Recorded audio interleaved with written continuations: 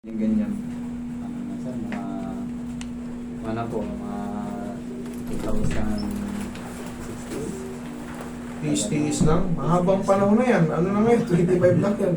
Siyam na taon na yan. Tagal na. Kung minsan kasi talagang mga Pilipino, matitiisin talagang likas eh. Baka mawala eh. Minsan bigla na lang ako pag ganun, parang may... Sir, kasi nga, sa haba ng panahon na tinitiis mo, hindi na siya komportable. Kaya minsan, nagre-react na siya ng kusa. Oo, ganun.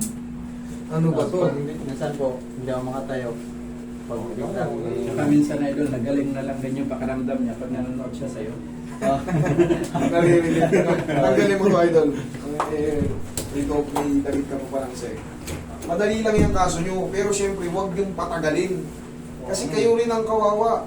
Baka sa susunod, mamanid na yung balakang nyo. Hindi nyo ini-expect. Nalumpo kayo ng... Bah, ito pati, idol eh. ang galing ito. Ayan na nga yun ang sinasabi ko sa'yo. Sumasakit na rin pa ganun. Yan na yung kasunod yun. Basta sumasakit ng balakang nyo, yan na yung kasunod yan. Pagka nadali kayo ng pamamanid sa paa at ayaw mawala, Ayan. naku po. Sana naman, huwag naman. Kung alam nyo nakakaramdam kayo ng mga lower back pain, ipaano nyo na agad. Lalo kung consistent na, 2 linggo, putya, parang ito lang siya palagi. O yan, ang sakit-sakit niya palagi. Pag nahihirapan ako tumayo, nahihirapan ako umupo. Para ako sinasapian ng 75 years old, eh, ano pa lang ako, 30 pa lang ako. Ipa-check nyo agad kasi kayo rin naman ang nagsasuffer eh. Pero, okay, relax. Kayo nga bossing. Pero sa akin yan, ang sagot pa rin yan, ako. Baklasin mo yan.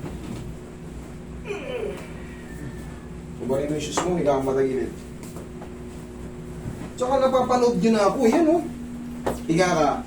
Yung ganito, nakikita nyo, yan o. Tingnan mo yung posisyon niya yan ha. Tingnan mo yung posisyon, tingnan mo. Pero siyempre, iba pa rin yung may alam eh. May pectus kasi, tatagilid ka, tatagilid ka. Huwag mo yung posisyon. Yan. Tingnan mo yung posisyon na yan. O. Tingnan mo yung posisyon na yan. Nakahiga lang yan, eh. Ako nakatayo. Tingnan mo, ayan o. Pero siyempre, may mga tulak kami dyan na ano eh. Kami lang nakakaalam. Lalo kung hindi, kumbaga severe. O, severe na po daw yun. Relax lang.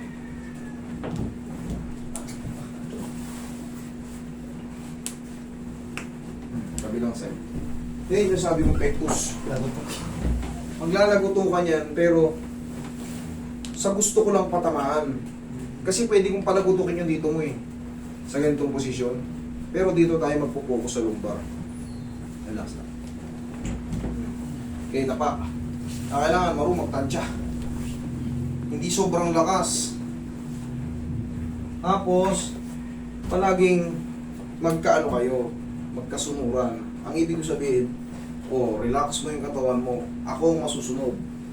Tuturuan kita, relax, relax. Kasi hindi mo pwedeng ilaban. Pag nilaban mo yan, iba ang kalalabasan. Relax lang. Okay, relax. Yun o.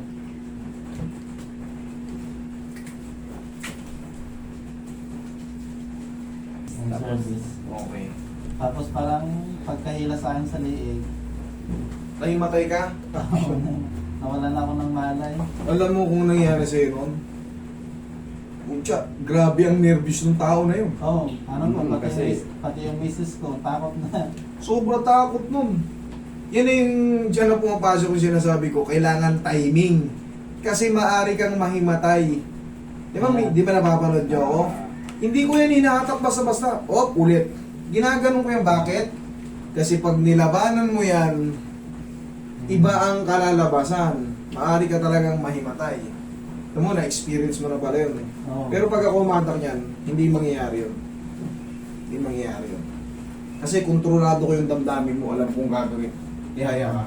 Ito na yung kasunod doon eh. Tinraksyon na pala si Bossing. Saan bang lugar ka? Cavite po. Marami dyan eh. Maraming yung nag-ano dyan. Sobrang dami dyan. Malamang Pero, nanginig ang tuhod nun nung nahimatay ka. Bossing, ganito. Sige, lagay sa tiyan. Ganito, sundin mo lang ako ha. Pag sinabi kong inhale, exhale. Sige, inhale. Isa pa, inhale, exhale. Huwag mong bibilisan. Inhale, exhale.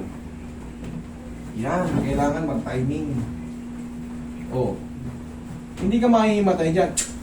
Mabilis lang yun, parang kidlat. Pero yan, pag yan nilabanan mo, kunyari hindi tugma, inhale pa lang, hinatak na, tapos sobrang lakas. Malamang, unti-unti kang ano nun, magiging unconscious. Nawalan ako ng pagpupo ko. Kasi nga bossing, hindi nga tama yun. Buti nga hindi ka na paralisa eh. Ano, isang linggo po hindi makabangon eh. Ayun nga. Totoo yun, mapaparalisa ka. Buti naka-recover ka pa. Dapat yan, Oo, kinuwento tapos- mo na sa akin nung una pa eh. Okay. Pero siyempre, ako, kabisado ko kasi yung ginagawa ko, kaya basta sa tanungan natin, tinatansya ko na yung ano mo yan. Pero yung na-experience ni Bossing, kaya napakahigpit ko sa traction. May experience nyo rin yan pag hindi kayo sumunod sa akin. Ngayon, kailangan yan, exhale. Huwag yung pipigilin. Kung napapansin nyo, inuulit, ulit, hindi ganyan. Kailangan yan, inhale, exhale. Mabilis lang yun. Tsaka yung hatak niyan, tansyado lang. Hindi kailangan ng sobrang lakas. Yung iba, exaggerated. Okay lang. Talagang Hila. hila kung hila, hindi ganun. Mahihimatay siya. Kagaya na nangyari sa kanya, nahimatay tapos 1 week na hindi makatayo. Pero dito, hindi nangyari yan. Tagilid. Sige, upo. Tukod na siko. Yan. Upo na. Tignan mo, habang nakain ka, kinuwentuhan ka. Ibig sabihin, hindi ka nahimatay. Ano lang ako talaga medyo palalero. Pero yun ang tama. Kailangan marunong magtansya. Mahalaga yung traction na yun kasi direct to the brain yan. Spine ang hinahatak yan. Yun kasi ikaw hindi ka ninervous kasi hindi matay ka na. Wala ka ng ulirat eh. Maaring hihimatayin to dito sa mga frozen shoulder pero sa traction malabo. Tayo ka, bossing. Ito lang gagawin pag maga. Ikaw nga? Sige. Sige, laksan mo te. 1. Yan lang, sa umaga tag 1 to lang.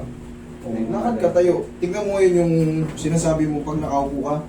Kasi hindi ka makaano. Masakit. Subukan mo. Abutin mo yung baba. Angat. Angat.